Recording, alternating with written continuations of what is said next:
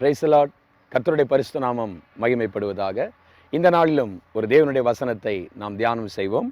Mark எழுதின சுவிசேஷம் 16ஆம் அதிகாரம் 3-4 வசனங்களை நான் உங்களுக்காக வாசிக்கிறேன்.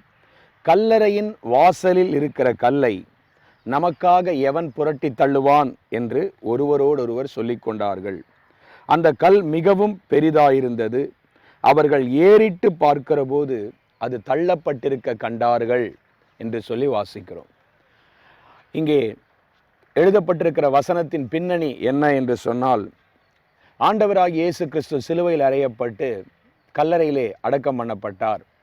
அவருடைய சரீரத்தை காணும்படியாக மகதலேனா மரியாளும் மற்ற ஸ்திரீகளும் யாக்கோபின் தாயாகிய மரியாளும் இயேசு கிறிஸ்துவின் சரீரத்தை காணும்படி கல்லறைக்கு நேராக அதிகாலையிலே எழுந்து புறப்பட்டு வருகிறார்கள்.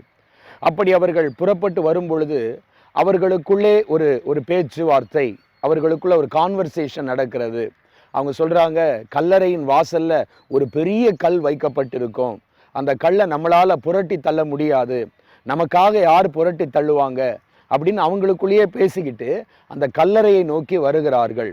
அவர்கள் வந்து பார்க்கிற பொழுது அந்த கல் புரட்டி தள்ளப்பட்டிருக்க கண்டார்கள். அது அவர்களுக்கு ஒரு பெரிய ஆச்சரியத்தை கொடுத்தது. இந்த நாளிலும் கூட உங்களுக்கு விரோதமாய் இருக்கக்கூடிய தடைகளை, கல்லுகளை ஆண்டவர் இந்த நாளிலே தள்ளி போட வல்லமையான தேவனாய் இருக்கிறார். நம் ஆண்டவராக இயேசு கிறிஸ்து தடைகளை நீக்கி போடுகிற தேவன்.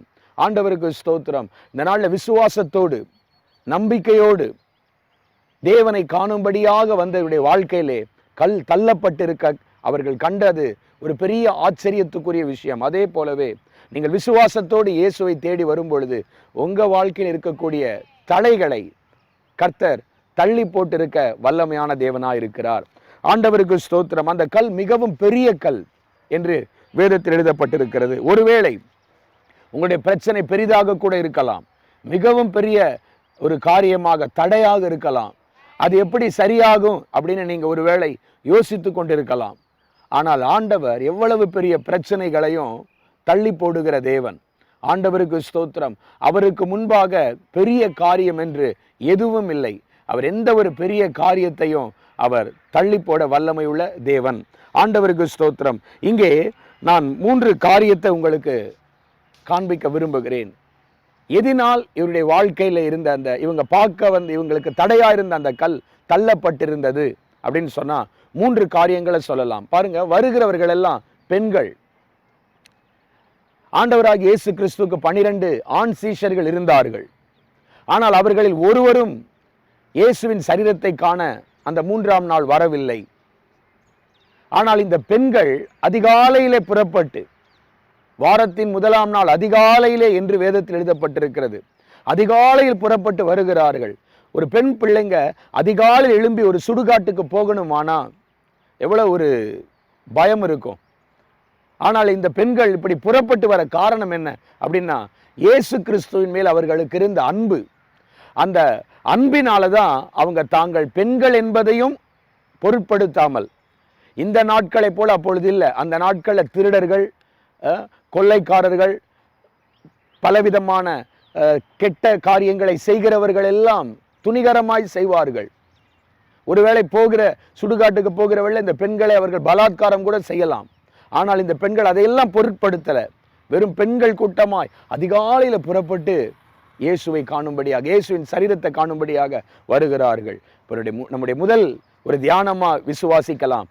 அன்போடு யார் வருகிறார்களோ அவங்க வாழ்க்கையில் இருக்கக்கூடிய தடைகளை ஆண்டவர் தள்ளி போடுவார். நீங்க ஆலயத்துக்கு அன்போடு போங்க. ஜெபம் பண்ணும் பொழுது இயேசுவின் மேல அன்போடு ஜெபம் பண்ணுங்க. ஊழியம் செய்யும் பொழுது இயேசுவின் மீது உள்ள அன்பினால ஊழியம் செய்து பாருங்க. எந்த தடைகளும் ஆண்டவர் தள்ளி போட வல்லமை உள்ள தேவனா இருக்கிறார். ஆண்டவருக்கு ஸ்தோத்திரம். 2ஆவதாக ஆயத்தத்தோடு வந்தார்கள். பைபிள் எழுதியிருக்கு, அவருக்கு சுகந்த வர்க்கம் இடும்படி கையில சில வாசனை திரவியங்களை எடுத்துக்கொண்டு வந்தார்கள். அதிகாலையில போய் அவங்க நிச்சயமா வாங்கியிருக்க முடியாது. அப்ப முந்தின நாளே அவங்க வாங்கி அதை வச்சிருக்கணும். அப்ப இயேசுவை காண வரும் பொழுது ஒரு ஆயத்தத்தோடு வந்தவர்களுக்கு தடையாயிருந்த கல் தள்ளப்பட்டிருந்தது. பிரேயருக்கு போகும்பொழுது ஒரு ஆயத்தத்தோடு போகணும்.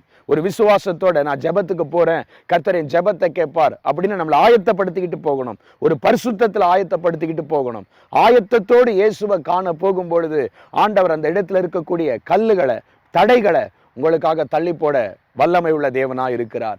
ஏதோ போனேன் அப்படி முதல் முறை போகும் பொழுது பிரச்சனைகள் ஏதோ போகலாம். ஆனால் சபைக்கு தொடர்ந்து போகிற பிள்ளைங்க தங்களை ஆயத்தம் படுத்திக் கொள்ளுங்க.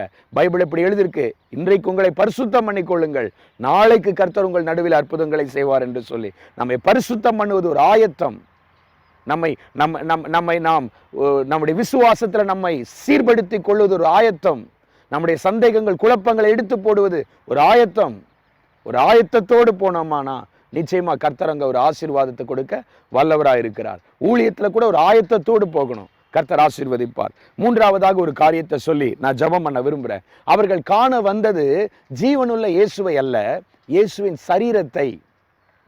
இயேசு கிறிஸ்துவின் சரீரத்தை காணும்படியாக வருகிறார்கள். இயேசு கிறிஸ்துவின் சரீரத்துக்கு அவர்கள் முக்கியத்துவம் கொடுத்தார்கள். அப்படின்னா என்ன அர்த்தம் தெரியுமா? கிறிஸ்துவின் சரீரமாகிய சபை. இயேசுவின் சரீரம் எதை குறிக்கிறது? திருச்சபையை குறிக்கிறது.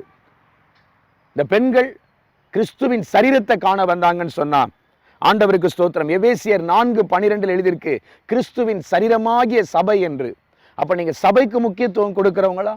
ஒரு திருச்சபையில ஒரு அங்கத்தினரா இருப்பதற்கு முக்கியத்துவம் கொடுக்கிறீங்களா? சபையின் ஊழியங்கள்ல நீங்க உங்களை ஈடுபடுத்திக் கொள்றீங்களா?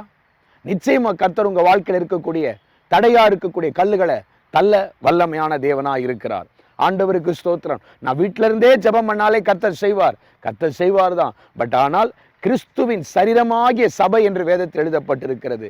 கிறிஸ்துவின் சரீரத்தை காணும்படியாய் வந்த இந்த மரியாளுக்கும் மற்ற ஸ்திரீகளுக்கும் தடையாயிருந்த அந்த கல் தள்ளப்பட்டிருந்தது போல உங்க வாழ்க்கையில தடையா இருக்கக்கூடிய கல்லுகளை கர்த்தர் தள்ளி போட வல்லவராய் இருக்கிறார். ஒரு நிமிடம் நான் உங்களுக்காக ஜெபிக்கிறேன்.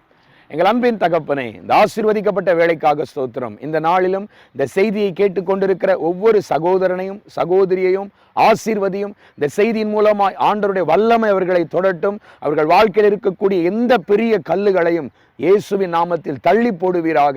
ஆண்டவரே ஸ்தோத்திரம். உம்முடைய அன்பை, உம்முடைய கிருபையை, உம்முடைய வல்லமையை அவர்கள் கண்ணார காணட்டும் தகப்பனே ஸ்தோத்திரம். அன்றைக்கு இஸ்ரவேல் ஜனங்கள் தங்கள் கண்களுக்கு முன்பாக அற்புதங்களையும் அதிசயங்களையும், செங்கடல்கள் 2ஆய் பிளக்கிறதையும், ஆண்டவரே ஸ்தோத்திரம், வானத்திலிருந்து மன்னா வருகிறதையும், கற்பாறையிலிருந்து தண்ணீர் புறப்படுகிறதையும் தன் கண்களுக்கு முன்பாக பிரத்யட்சமாய் கண்டது போல ஒவ்வொரு சகோதரனும் சகோதரியும் சிநேகிதனும் சிநேகிதியும் காணட்டும். ஆசீர்வதியும். இயேசு கிறிஸ்துவின் நாமத்தில் பிதாவே, ஆமென்.